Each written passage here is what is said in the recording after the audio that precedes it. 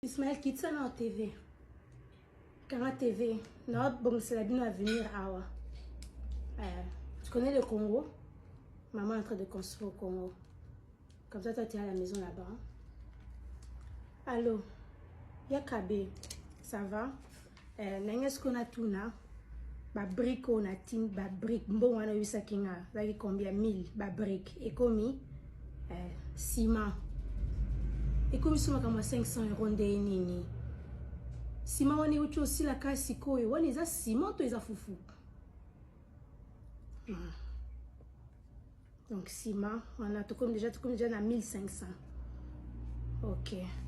Bah, toi, on a qui ça, la kuna. Bah, ok.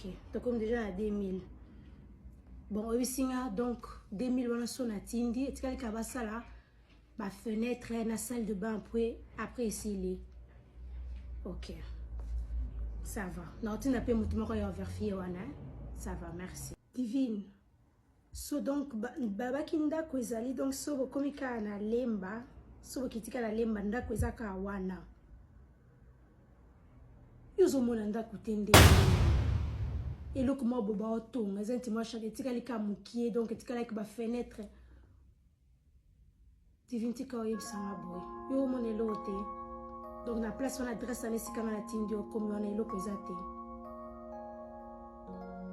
divinti ka oloba